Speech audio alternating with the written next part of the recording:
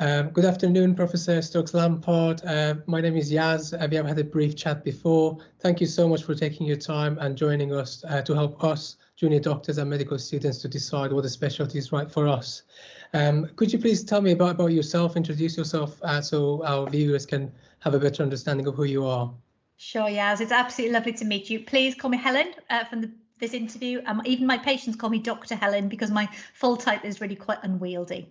So when I sort of introduce myself, I say, first and foremost, I'm a general practitioner. I'm a GP partner in a surgery in Lichfield in Staffordshire, and I became a GP partner, a part-time partner, from when I first got CCT back in 2002. But I didn't have a linear career pathway to become a GP, and now I hold quite a portfolio of roles. So perhaps if I summarise the roles I do now, and then I'll tell you a little bit about my career journey, because as I said, it's a little unorthodox, but actually there's not that many people who get to a later stage in their careers with a truly simple career pathway. And perhaps one of the things I'd love people to take away is be open to opportunities and be prepared for change, because probably the only thing that's been constant in my professional life and career has been change. So as well as being a GP principal, I'm also a professor of general practice education at the University of Birmingham.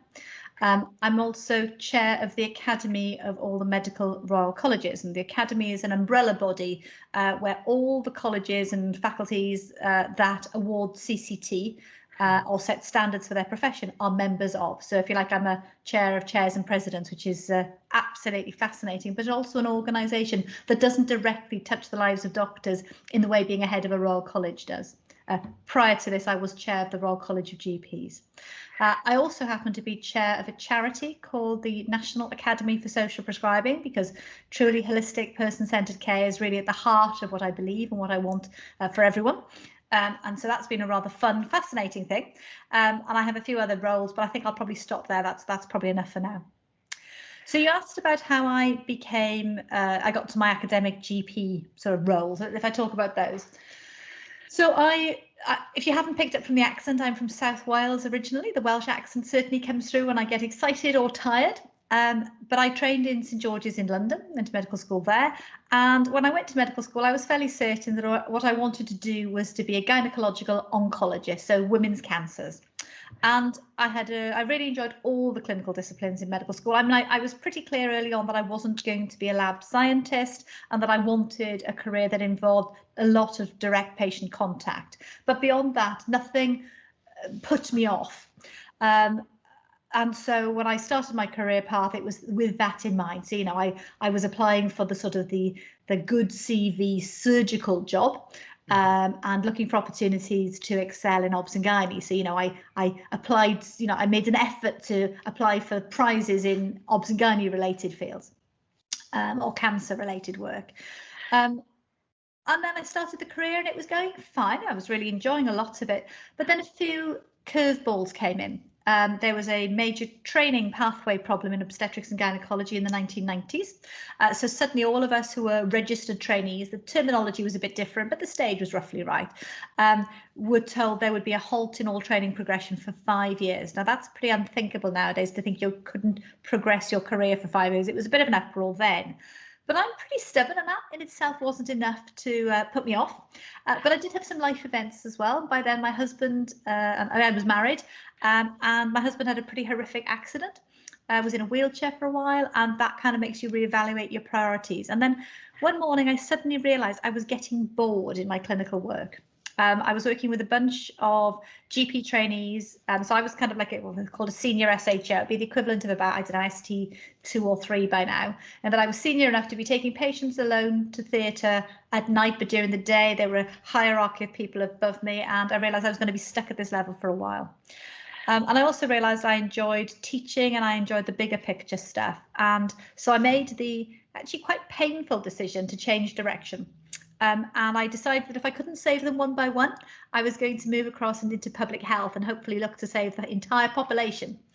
And at that point, I got some very good careers advice. I went out and asked people and was advised that I really needed some experience in general practice before I went out. And so did a bit of research, and again, by accident, not design, I discovered that there were some academic general practice training posts that were a brand new thing then. So combined academia and clinical training. Now, nowadays we have academic clinical fellowships, which are what these posts I did have evolved into.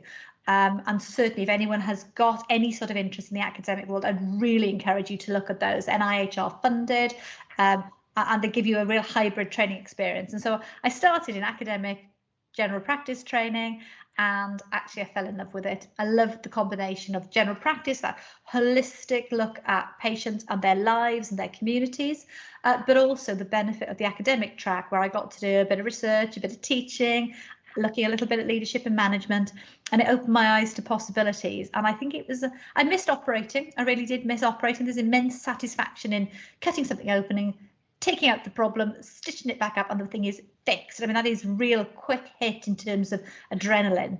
And so getting to know yourself and what gives you a boost is really quite important in your career. And then once I'd entered academic general practice, sort of the rest is history. I have remained a part-time academic and a part-time clinician thereafter, but lots of other opportunities opened up. But I think I'll pause at that point for you to come back at me. I've given you a bit of a brain dump of my career. Yeah, you've done quite a lot actually. Okay, so you have already explained why you chose general practice, because of your interest. So what are the benefits of being a GP and also doing some academic next to it? Like, so what are the benefits? Like, how flexible are you in your field, and do you think you have got a good work-life balance, which many people question that? And also, what are the job opportunities? Can you always be a GP and do something else? Like, if you could just tell us a bit about that. Sure. So look, so general practice is one of the most flexible consultant careers that there is in medicine, because of the breadth of what you do in general practice. Effectively, you do a bit of everything. So, it really is the undifferentiated issues and problems that present to you, although increasingly we have cadres of clinical colleagues, often highly trained nurses, who are also working alongside us. And so a lot of the acute presentations, the infections, the acute infections get seen by other people nowadays that we supervise. So people have a lot of misconceptions that general practice is a lonely profession, and it's not. It's an incredible team sport. So in my own practice, we have GP partners, salaried GPs, and I'll explain the difference in a minute. But we also have advanced nurse practitioners who see acute illness. We have nurse practice sisters who often do chronic disease management. So they are brilliant when it comes to the in-depth management of COPD or diabetes, titration of drugs, and so on.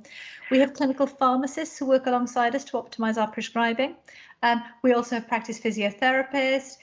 We're soon to have a paramedic working with us. So the days of a GP being there in their room in isolation are long gone. It's a team sport, and one of the big skill sets is about learning to manage and take responsibility for teams of other clinicians.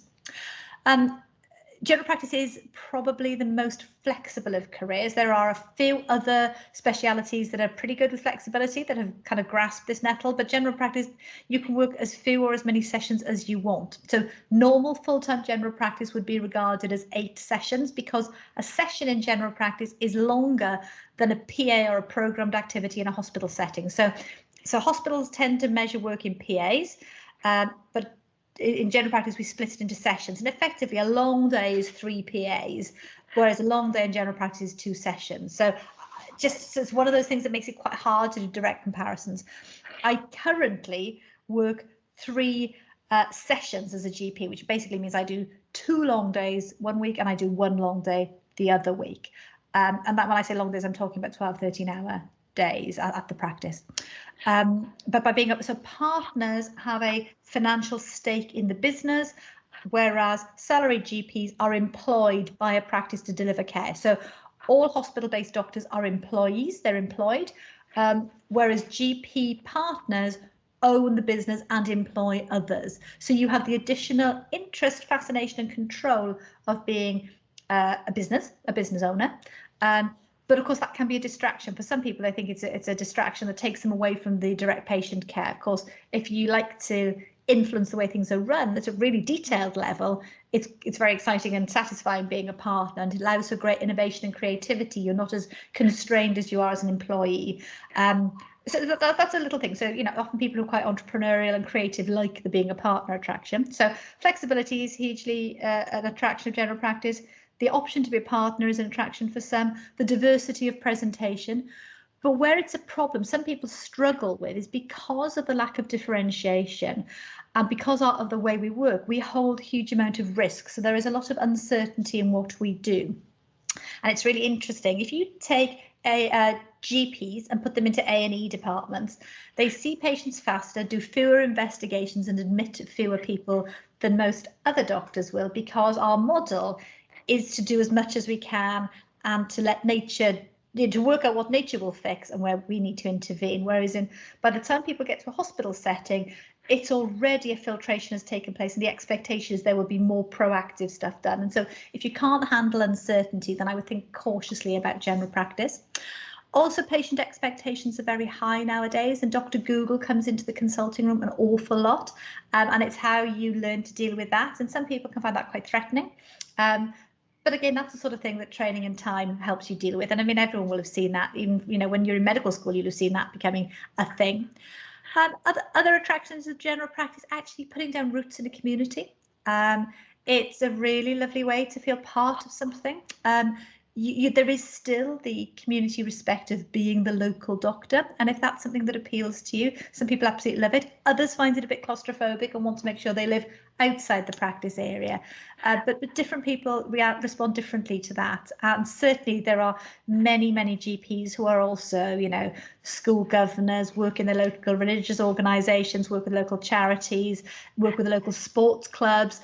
So I think it is very much. It is probably one of the easiest bits of medicine to be part of your community. Of course, anyone can reach out and make the time to do charitable, you know, work in parallel. But you know, I'm not here to convert people to general practice, but I think there are an awful lot of outdated myths about what modern general practice looks like. So do your homework and ask people who are really in it now, rather than asking people who think they know what it looked like 20 years ago. Okay, fantastic. And do you know what are the requirements for this role?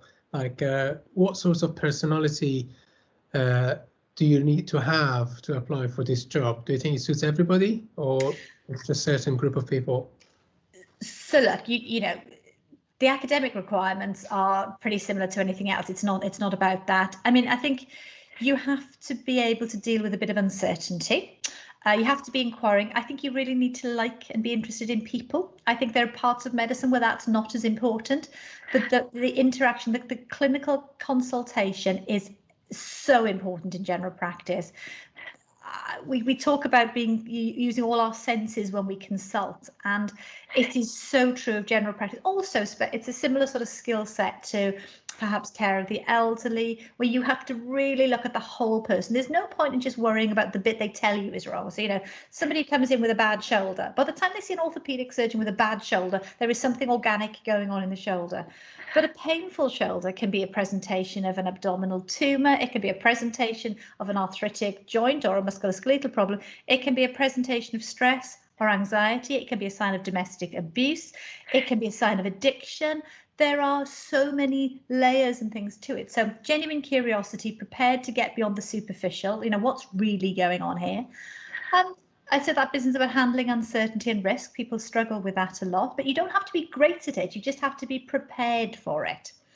But other skills for general practice, I think, well, this applies to many branches of medicine, a sense of humour. We have to be able to sort of laugh at ourselves as well as with our colleagues.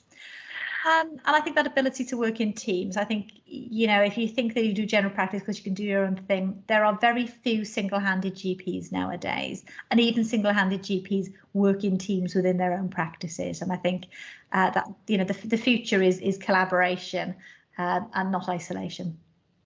Okay, and if you could just point out 2 or 3 main points in terms of drawbacks, what would it be from your personal experience? It's intense and it's relentless. There's no stop button. There's no pulling. You know, the shutters come down at the end of a clinical day, but anything can have come in during that day and needs to be sorted. So A&E doctors say, you know, you can't close the doors in A&E, and general practice feels a bit like that as well. So there's no, I've seen my 15 patients, that's it. And I think that's hard. That's NHS general practice. I mean, obviously there's private general practice, there's other types of doing general practice which are more boundary, but I think that there's one. I think for those who become partners, actually the the challenge of running a business in difficult times can be really quite an extra stress. You know, you think, my gosh, you know, is the rest of my life at risk and jeopardy here? Other drawbacks, I mean, you are carrying a lot of risk, and it's the going home worrying at night. You know, in hospital, if you're worried about something, you just order more tests. You know, at the end of the day, you can cover yourself. Actually, the patients come back to us in general practice when hospitals can't find an answer. Well, it's back to your GP, and actually, it's how you handle that complexity, that expectation. And you know, so there's an awful lot of dealing with people where there is no answer. People are seeking answer, we can't give it. And most of us go into medicine because we want to find answers and give people answers. And actually, how we cope with there is no answer, or there is no fairness, there is no justice, life can be really, really hard. You know, you see a lot of difficult stuff. But saying that, the other advantages really do more than weigh up for those things. And you know, we have teams and networks to depend on to try and do things better. I haven't talked a lot about the academic stuff here, but if I try and do a bit of the advantages and disadvantages of academia as well, if I may. So having a parallel academic career is incredibly intellectually stimulating and rewarding. A university environment is very different from a clinical environment. And so you feel fresher when you're doing something different in parallel to your clinical work. And I'm sure that's helped me stay enthusiastic until quite a late stage in my career. An academic, obviously, so there's the intellectual stimulation, there's the respect, there's the opportunities it brings. I mean, you know, whether it's to travel, whether it's to interact with people around the world. But also it does open doors in terms of even more flexibility, because having a part-time academic career, you know, the university doesn't really care as much when the work gets done. It doesn't expect the doors to be open and closed at certain times. So, you know, it's allowed me to do lots of other things. So I got involved with the media, and I got involved with Royal Colleges and medical leadership because of the flexibility my academic career offered. But the downside of an academic career, you know, it does mean knuckling down and doing higher degrees. So I've done masters and a PhD and so on. It does mean a lot of sacrifice. It can be financial sacrifice to have an academic career. It doesn't pay as well as clinical work. I think in the early days, that can be quite a shock to clinicians. Just at the point where your finances are taking off, having been a student for so long, then suddenly to realise your colleagues who are doing 100% clinical are earning significantly more than you can be a struggle. And I think it confuses people. Certainly, there are some disciplines where there is a higher proportion of academic practice, but in general practice where it's quite small, there are plenty of other disciplines that's the same. Your clinical colleagues are a bit confused, you know. So you're a professor in general practice. Is that a thing? It certainly is a thing. Thank you very much. But sometimes you have those interesting conversations from within your own, let alone the patients. But you see, my patients love being seen by the prof. You know, they don't realise that actually I do less clinical practice than most of my colleagues. But anyway, we struggle through that one. So lots of good stuff, few bad stuff. Every career has pros and cons, and the crazy career that I've had has allowed me then to go on and do these amazing things about leading a medical Royal College, doing a huge amount of media work, and then ultimately chairing the academy of all the medical Royal Colleges through a global pandemic. And that was never on my job plan. I never dreamt in a million years when I was in med school that this would be a thing. But interesting opportunities arrived. I was open to them. I thought things sounded interesting and exciting, and I gave it a go. But I had to learn how to say no and how to stop doing things along the way as well. Hope that's been helpful. Of course, yeah, fantastic. Just one more question. If you were a medical student or a junior doctor, would you choose the same career path, or would you do something different? I didn't choose my career path. It sort of chose me, but absolutely, yes, I would. I mean, I think the biggest advice I would give to anyone is there is no wasted time in clinical medicine. If you start a career path and then change your mind, that's fine. You have only gained and learned more, and will probably be a better clinician from the breadth of your experience. I think when we're in training, we are in such a rush to get to the next horizon, and frequently horizons are just false horizons, because you qualify at med school, you're a doctor, yay, and then it's the next horizon is getting through foundation, and the next horizon is getting through specialist training. But there are always horizons, and somehow I guess trying to enjoy each stage of your training, however hard the obstacles may seem, understanding there'll always be new challenges, and you certainly you get to the other end and it's kind of yay, so I'm you know, head of a medical Royal College. Wow, it doesn't get bigger than that. Oh, it so does. You see other jobs and opportunities out there, and ways to influence and do things better. So enjoy the journey. Nothing is no experience is wasted. I mean, I beat myself up when I made the decision to change career direction, and I should have gone and asked more people for help and advice, but I was very lucky that the few I did ask were incredibly supportive.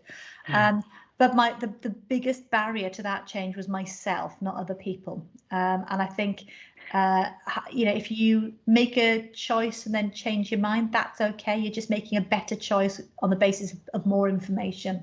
And you have to make the choice for yourself, not for those around you. Sometimes we start careers because of family influence or peer pressure. Actually, it's got to be for you, because ultimately you're the one who's got to live with the decisions. You're the one who needs professional satisfaction, and a good medical career can last a very long time. Absolutely. Thank you so much, Dr. Helen. I'm sure so many will benefit from this, and I'm sure so many people are going to choose GP practice. I'm one of them. Oh, brilliant. Bless you, Yaz, and very best of luck yourself in your journey. Thank you so much.